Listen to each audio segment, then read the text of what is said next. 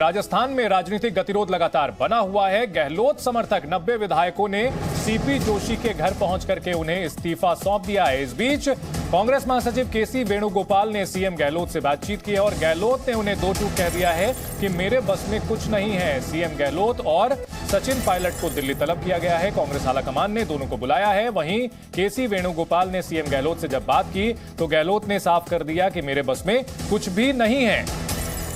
गहलोत समर्थक विधायक 92 की संख्या बताई जा रही है जिन्होंने इस्तीफा देने का फैसला किया है और सीपी जोशी को स्पीकर को उनके घर पहुंच करके इस्तीफा दे दिया है। दिलचस्प बात यह है कि सीपी जोशी खुद भी मुख्यमंत्री पद की रेस में बताए जा रहे हैं। ऐसे में हालांकि ये सिर्फ एक प्रेशर पॉलिटिक्स है, लेकिन अब कांग्रेस आलाकमान ने मामला अपने हाथ में लिया है। पर्यवेक्षकों को वापस दिल्ली बुलाया गया है। सीएम गहलोत को, पायलट को दिल्ली बुलाया गया है और साथ ही साथ सभी विधायकों से सोनिया गांधी खुद बात करेंगी। वरिष्ठ नेताओं से भी चर्चा करेंगी सोनिया गांधी। रवि त्रिपाठी हमारे साथ लगातार बने हुए हैं। रवि, क्या कुछ लेटेस्ट अपडेट फिलहाल की अभी बड़ी खबर क्या है राजस्थान की कांग्रेस की इस राजनीति को लेकर? नहीं, देखिए अभी की जो सबसे बड़ी खबर है कि सारे विधायक सीपी जोशी के घर पे मौजूद हैं।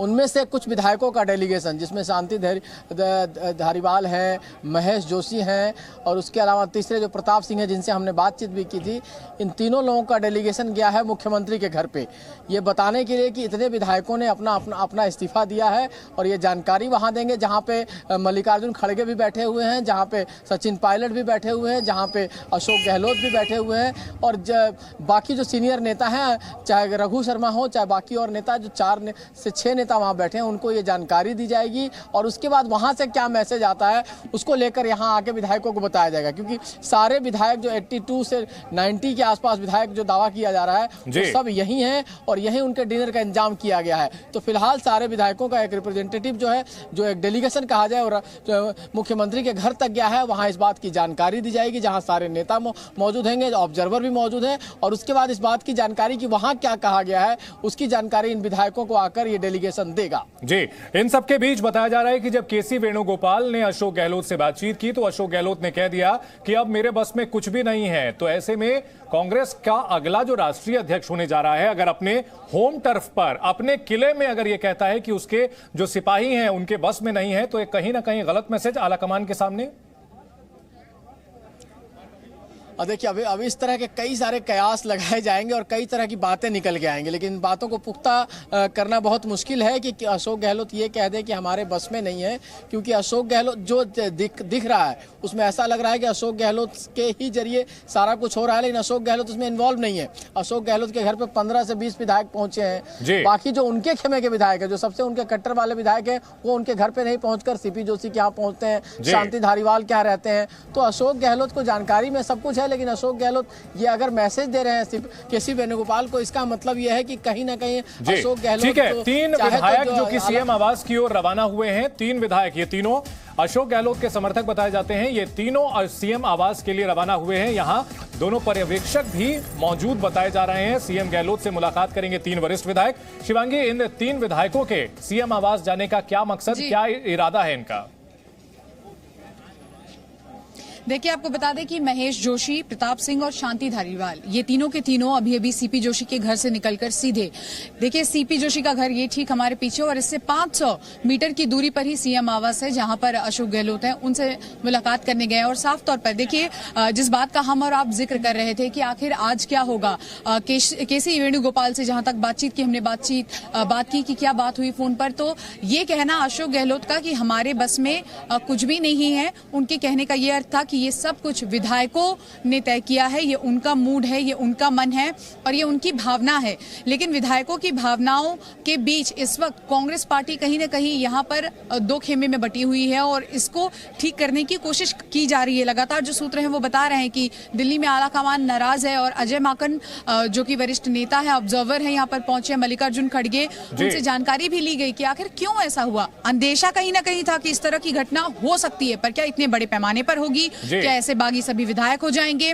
इसलिए तो ऑब्जर्वर्स को भेजा गया था। लेकिन तस्वीरें आपको बता दें, एक बार दिखा दें कि देखिए अब यहाँ पर बैरिकेडिंग कर दी गई है, रस्सियां यहाँ पर धीरे धीरे पुलिस ने अपने हाथों में ले ली हैं और साफ तौर पर हजारों की संख्या में धीरे धीरे जो समर्थक यहाँ आ रहे थे, नारेबाजी कर रहे थे, उनको भी यहाँ से हटाया गया है। और पहले भी हम और आप जिक्र कर रहे थे, चंदन की विधायकों के खाने पीने का इंतजाम अब भीतर ही किया गया है। आज यहीं पर खाना पीना जो है उनका होगा, मंथन होगा कि आखिर आगे रणनीति क्या होगी, कैसे ये पूरा का पूरा जो इस वक्त राजनीतिक उठापटक राजस्थान में चल रही है वो किस ओर जाती है, अब धीरे धीरे समय के साथ ये पता चलेगा। चंदन रवि, एक वक्त था जब कांग्रेस आला कमान के खिलाफ बोलना या सोचना या किसी तरह की बात करना बड़ी अनुशासनहीनता माना जाता था और कई बड़े नेताओं को इसकी वजह से दरकिनार कर दिया जाता था। लेकिन आज का जो घटनाक्रम हुआ है कहीं ना कहीं जो आला कमान का इकबाल है उसके घटने का सबूत है। और अगर जब इसकी तुलना हम बीजेपी से करते हैं, बीजेपी ने अपने कई राज्यों में पिछले कुछ सालों में मुख्यमंत्री बदले, कोई वहां पर असंतोष का सुर सुनाई नहीं दिया। और उसके मुकाबले कांग्रेस जो कि अपने ऐतिहासिक तौर पर कमजोर है, वहां इस तरह की घटना सामने आ रही है। आला कमान को लेकर के बड़ा सवाल। नहीं, देखिए कुल मिलाजुला के ये सब कुछ स्थिति पर निर्भर करता है। आज कांग्रेस पार्टी इतनी कमजोर स्थिति में है कि कोई भी उनको चुनौती दे सकता है। चाहे उनके नेता देखिए पार्टी छोड़कर जाते हैं, तमाम तरह के बयान देते हैं, हेमंता बिस्वा शर्मा से लेकर आपको ज्योतिरादित्य सिंधिया से लेकर तमाम सारे नेता जो निकल के गए वो अलग अलग बयानबाजी करते हैं पार्टी के खिलाफ। जो अंदर हैं वो भी कई बार चुनौती दे रहे हैं, चाहे मनीष तिवारी हो, चाहे गुलाम नबी आजाद जो अभी गए हैं, चाहे जो और नेता हैं अलग अलग कमेंट करते रहते हैं, कपिल सिब्बल हो, तमाम लोग। तो ये कमजोरी का संकेत है। जब आप कमजोर स्थिति में होते हैं तो कहते हैं ना कि इस तरह की बातें आती है। ये स्थिति बीजेपी में भी थी। जब आडवाणी दो बार कोशिश करने के बाद भी प्रधानमंत्री नहीं बन पाए थे तो आडवाणी जी के खिलाफ भी एक मुहिम चली थी। याद कीजिए कि जिन्ना एपिसोड में जब जिन्ना के बाजार पे गए, आडवाणी ने बोल दिया, उनकी तारीफ कर दी थी तो उनको एक पोस्ट छोड़ना पड़ा था। उनके लिए भी वन मैन वन पोस्ट का फॉर्मूला लागू हुआ जब आडवाणी अध्यक्ष भी थे और आडवाणी अपोजिशन के नेता भी थे। तो कहीं ना कहीं जब आप कमजोर स्थिति में होते हैं तो पार्टी के बाकी नेता आप पर हावी होते हैं और वही स्थिति कांग्रेस के साथ आज हो रही है। कांग्रेस जब मजबूत होगी तो शायद इस तरह का संकट नहीं देखने को मिलेगा, लेकिन कांग्रेस आज अपने सबसे बुरे दौर से गुजर रही है। इस तरह से नेता जो है उनको चुनौती भी देंगे और उनको कहीं ना कहीं चैलेंज भी करेंगे। ठीक है, इन सब के बीच शिवांगी, अगर बात की जाए सचिन पायलट की तो यहां पर उनकी क्या भूमिका नजर आती है? देखिए इस पूरे सिनेरियो में वो कहीं नजर ही नहीं आ रही। ये पूरा का पूरा जो मामला है उन्हीं को लेकर आगे बढ़ा है, लेकिन इस वक्त उनकी बात बहुत बाद में की जा रही है। पहले तो बात विधायकों की हो रही है, इसी के साथ साथ आला कमान की हो रही है। और मीटिंग जो सीएलपी की थी, जहां पर खुद आप देखिए विधायक नहीं पहुंचे बल्कि 4 बड़े नेता जो मीटिंग कर रहे थे, मीटिंग खत्म हो गई है। क्या वापस से सचिन पायलट की जो उनको बनाया जाना था मुख्यमंत्री पद को लेकर जो इतना हंगामा हुआ है, तो आखिर किस बात पर ये विधायक मानेंगे? और हमने तो ये भी सवाल साफ तौर पर विधायकों से पूछा कि आप लोग आप क्यों नहीं गए सीएम आवास पर, मीटिंग में बैठकर अपनी बात रखते? आप लोग सीधे सीपी जोशी के घर बस में भरकर आ गए। तो उनका साफ तौर पर गोलमोल जवाब देते हुए कुछ विधायक तो ये कहते नजर आए कि हम बीजेपी को संदेश दे रहे हैं। अपने ही खेमे में आप देखिए यहाँ पर कलह मची हुई है, 2 गुट में इस वक्त कांग्रेस जो है यहाँ नजर आ रहा है, लेकिन वो जवाब बीजेपी को दे रहे हैं। तो कुल मिलाकर अब ये देखना होगा सचिन पायलट को जो जानकारी हमें मिल रही है, रात में अब क्या कुछ घटता है राजस्थान में काफी दिलचस्प है। अभी क्या अपडेट आती है हम आप लोगों के पास फिर से लौटेंगे।